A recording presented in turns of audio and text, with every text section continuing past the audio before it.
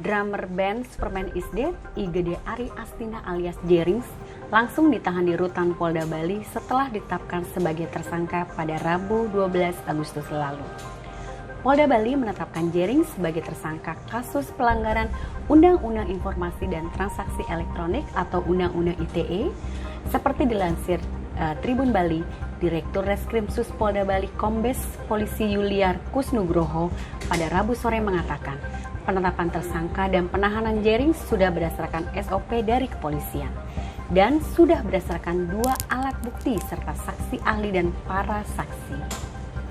Dikatakannya Jering mendekam di sel tahanan karena postingan di Instagramnya pada tanggal 13 dan 15 Juli lalu.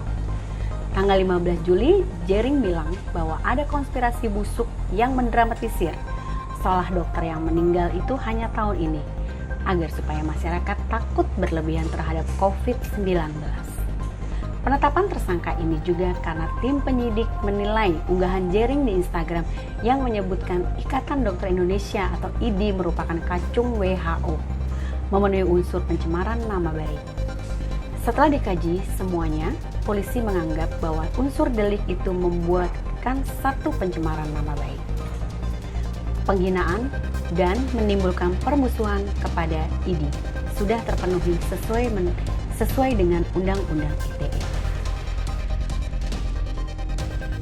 Sebelum ditetapkan sebagai tersangka, Jerings menjalani pemeriksaan oleh penyidik Direktorat Kriminal Khusus Polda Bali.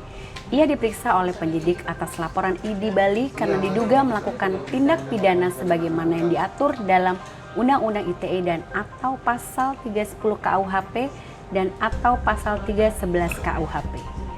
Dalam proses pemeriksaan yang berlangsung lebih dari 4 jam tersebut, Jerings kembali didampingi oleh kuasa hukumnya Iwayan Suwardana atau akrab disapa dengan Gendo dari Gendo Law Office. Gendo mengatakan untuk poin pemeriksaan kemarin sebetulnya tidak jauh berbeda dari pemeriksaan yang sebelumnya. Hanya saja pada pemeriksaan kemarin Jerings menekankan bahwa apa yang ia lakukan adalah bentuk kecintaan dia terhadap bangsa ini. Dia ingin rakyat mendapatkan keadilan. Gendo yang juga koordinator For Bali Tolak Reklamasi Teluk Benoa menyatakan bahwa Jering berteriak selama ini tidak ada kepentingan politik dan lain sebagainya. Sebelumnya, Jering mengatakan dia tidak ada niat untuk menyakiti perasaan IDI. Menurutnya, status yang dia tulis adalah murni bentuk kritik sebagai warga negara.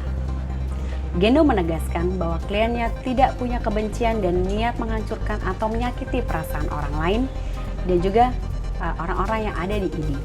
Menurut dia ini hanya 100% bentuk kritikan semata. Jangan lupa subscribe ya!